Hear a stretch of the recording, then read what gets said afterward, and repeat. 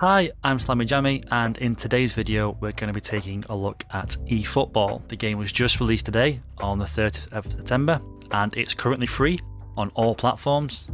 I've downloaded this off Steam, but I'm pretty sure it's available on everything and you can get it on Xbox, Xbox Series X, PS4 and PS5. First came word to game about 2 years ago when it was first announced, and this is the next installment in the Pro Evolution Soccer franchise, or the PES, whichever one you want to call it, which is obviously the biggest rival to the FIFA franchise. In this video, we're just going to have a look at the gameplay, the commentary, the sound, the audio, and just see what it's like. The main reason that got me interested in this is a friend pointed out how badly it's being reviewed right now on Steam. I don't think I've ever seen a game on Steam that has an overwhelmingly negative reviews, and if you look at the page, it's just full of stuff, but it's also been reviewed by people that have played it for like half an hour, 10 minutes. So they've literally played one game. So it looks quite likely that it's just being review bombed, potentially by FIFA fans. So I just want to see if it is as bad as people are making it out to be, or is it actually just being review bombed for the sake of it? So let's jump into it and find out.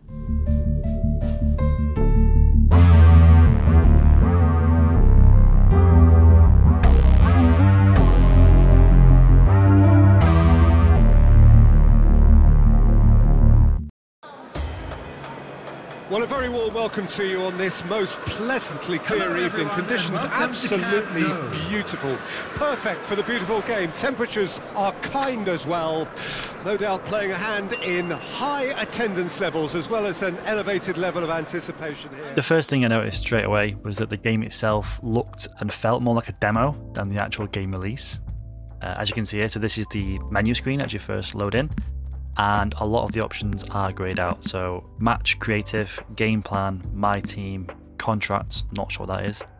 Those are all grayed out. So at the moment, the only options you have is events, which is playing online against other players, and match, which is you versus the computer as an exhibition. Currently, there only seems to be 9 teams in the game. And those are United, Arsenal, Bayern Munich, Juventus, FC Barcelona, Flamengo, Sao Paulo, Corinthians, and River Plate.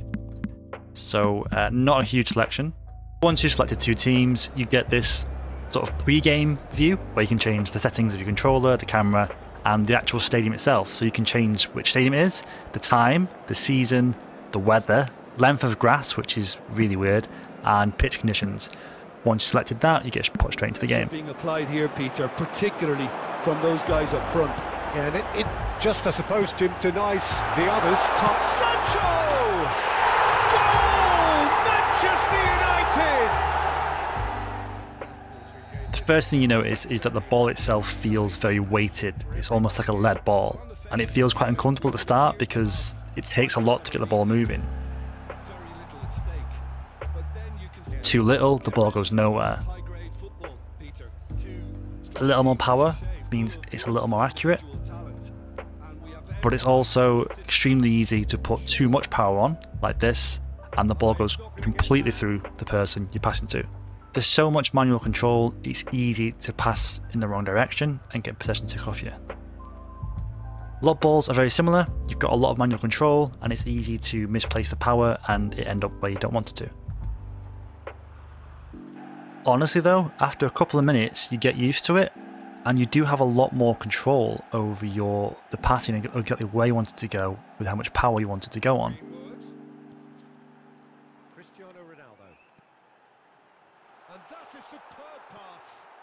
This control leads to some really nice passing play. You can play through balls from just the A button, just from adding a bit more power to it once the player's running onto it.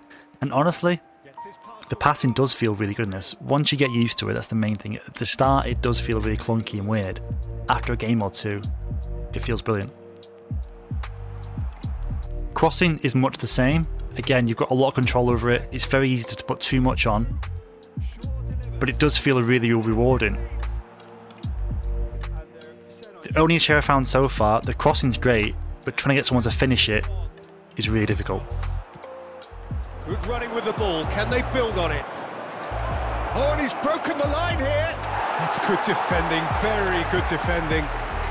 Defending, much like passing, is something you've got to get used to. Defending on this is very, very unforgiving. At first, you'll find yourself mistiming your tackles and never really coming away with the ball. But the more you play, you realise your position as a defender and intercepting passes, or just being in the attacking player's way, is a much more beneficial way to tackle. It's not as easy as just running at them and getting the ball. But again, like passing, the more you play, the easier it becomes. And then soon enough, it becomes quite easy to defend. You'll quickly get used to the timing of when you need to kind of go in for a challenge, and you'll come away with the ball.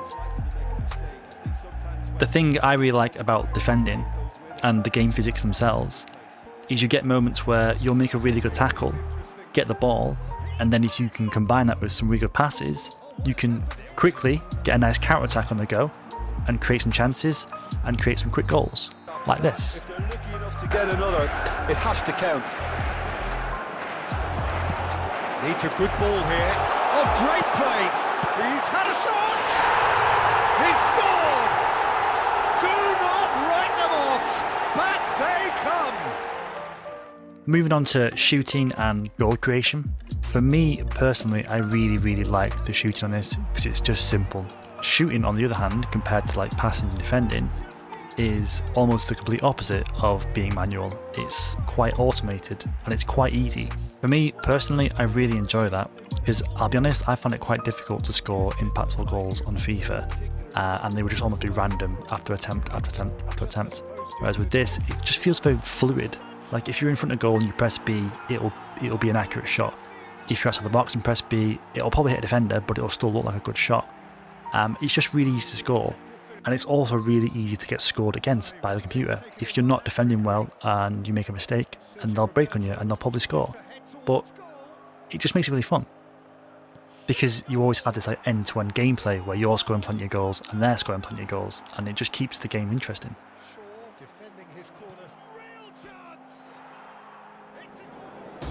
Security staff for each block, please report to the staff room immediately. Now we come to commentary, the crowds, and just the general atmosphere during the games. For me, again, I really liked this aspect. I thought they'd done a really good job. Specifically for commentary, I feel like the commentary itself sounds very authentic. It's a weird thing to say, but you can hear the commentators kind of like taking a breath in between the words they say.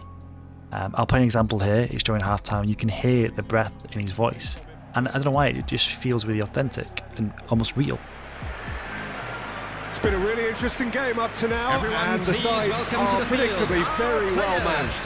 Hoping perhaps for a little bit more from both parties in the second half, but as it stands, it's one each.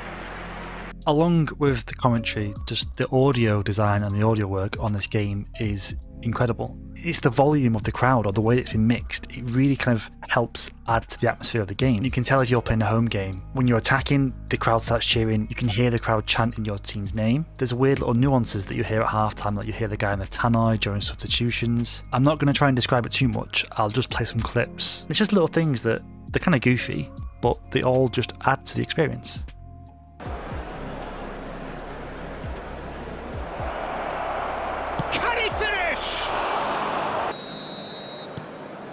And that has added a whole new complexion to the game. Yeah, it's always a dangerous time when you've just scored. You can easily lose focus and then bang, you're pegged back again. Room for a... Can he put it away? The attendance for this match was 96,628. Potential goal of the season contender, if only. Saka certainly went on the rampage when it came to leaving opponents in his wake. That was wicked.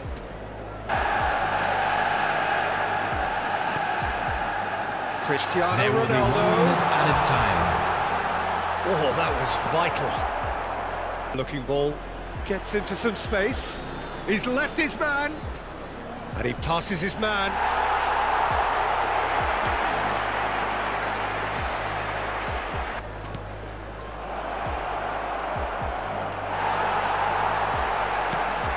Shaw defending his corner. Real chance! It's a goal!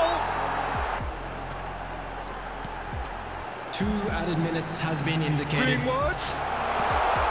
Oh, not quite. It has got great hit!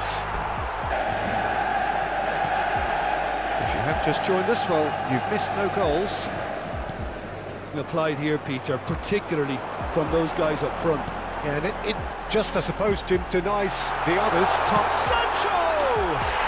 Goal! Manchester United! Speaking of goofy things, I'm not too sure whether to say this is a positive or a negative, but another thing they've added to this is, depending on where your team's playing, before the match you'll see your players arriving at the stadium, and then before the game you see them doing like a little team talk, and after the game you'll see one of your players doing like a post-match interview. I know a lot of games have done this now, but again, it's just a thing they decided to keep in. It's kind of cool. It adds again to the not the realism, I suppose. If you kind of, I don't know, wanted to role play football, it would add to that, I guess.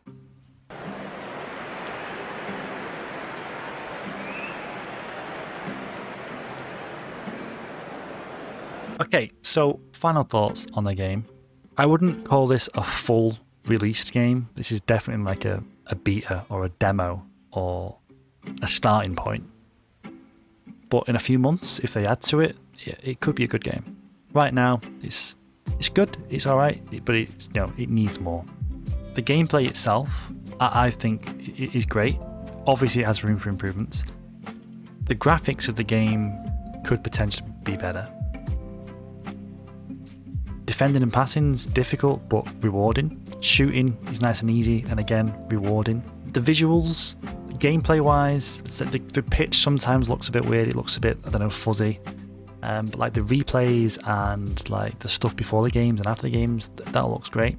The commentary I loved at the start, but after about 4 or 5 games, it does repeat itself a hell of a lot. They've obviously put a lot of effort into what the people are saying for it to sound genuine and authentic. But they've obviously not then recorded enough dialogue for it to be spread out. Like, it becomes very repetitive very quickly. The content though is obviously where the issue is. Right now you can either play in exhibition mode or you can play online. There doesn't seem to be any kind of league or manager mode or career mode. There's only 9 teams, and of those 9 teams I've only ever heard of like, what, 4 or 5 of them. The most important thing though to remember here is this game is absolutely free. It's a free game. There's not much content, but it's free. Does it deserve the overwhelmingly negative reviews it's getting currently, on Steam at least? Absolutely not. It's not that bad. For a game that's free, it's definitely worth playing. So those are my thoughts on eFootball. My name's Slammy Jammy. Thank you for watching this video.